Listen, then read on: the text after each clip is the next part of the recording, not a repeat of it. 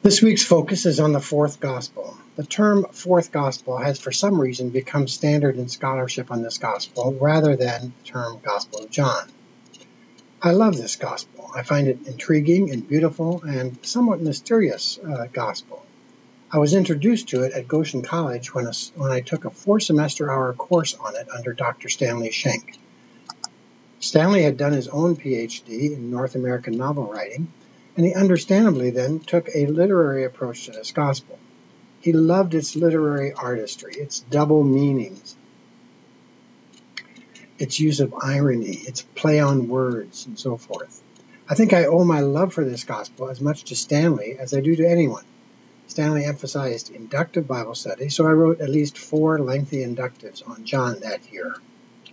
Later, when I was in seminary, I took a course in John under Dr. Robert Kaiser, the leading North American researcher on the history of the fourth gospel scholarship. Kaiser had written an entire book and a long 100-page scholarly article on the history of fourth gospel scholarship and knew it as well as anyone. Later in my PhD program at Princeton Theological Seminary, I took a doctoral seminar in this course with Dr. Martinus de Boer, who had himself studied under Raymond Brown and J. Lewis Martin, 2 of the leading North American scholars and writers on this gospel. Recently, I edited the Believer's Church Bible Commentary volume on John, written by Dr. Willard Swartley. In all of my study and coursework in this gospel, I've remained intrigued with, fascinated by, and sometimes disturbed with, but always drawn into this gospel and its theology and literary artistry.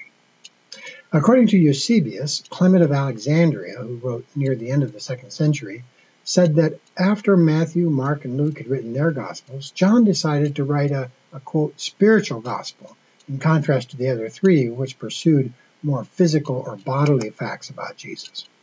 This was Clement's way of describing and defending the differences between the Synoptic Gospels and the fourth Gospel.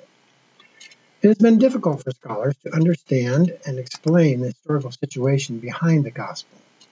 One point of consensus is that the community behind the fourth Gospel, by that I mean the community out of which and for which the Gospel was originally written, was largely Jewish. I think J. Lewis Martin probably was correct when he argued that the community of the fourth Gospel worshipped in and with the Jewish synagogue longer than was typical in the 1st century. This led to tensions between those Jews who believed in Jesus as Messiah and those who did not. These tensions led to some kind of crisis when some of those who believed in Jesus were expelled from the synagogue while others were not. The result of this crisis is that those who continued to believe in Jesus were motivated to keep their heads down and not make it known that they accepted Jesus as Messiah and Son of God. Fourth Gospel was likely written both for those who remained in the synagogue and those who did not. For both groups, the message of this gospel is that Jesus was indeed all that he claimed to be, and perhaps more. He was no pretender or fake. He was the Messiah and the Son of God. In fact, one can even say that he was the very revelation of God to humanity, God himself. 1st century writers probably would not have said God herself. It was written to communicate not only the legitimacy and the true identity of Jesus, it was also written to encourage both groups to continue to believe in Jesus rather than to cave in to the pressures to abandon him. Notice the repeated emphasis on the verb meno, which means to stay or to remain or to abide. One of the more significant and oft repeated images of Christian spirituality in this book. Stay with Jesus, abide in Jesus, this gospel says, rather than abandon him because of external pressures. Readers today who want to understand the purpose of this gospel should note the purpose statement in 20, 30, and 31. I think the NRSV translation makes a mistake when it says come to believe, because the Greek is better translated continue to believe, although there is admittedly a textual variant here. This gospel wants to flesh out the secret believers. Readers should always be alert to what the gospel says about secret believers. It wants them to come out of the closet, so to speak, and to be public about their commitment to Jesus, even though this will no doubt lead to some persecution and hostility from others.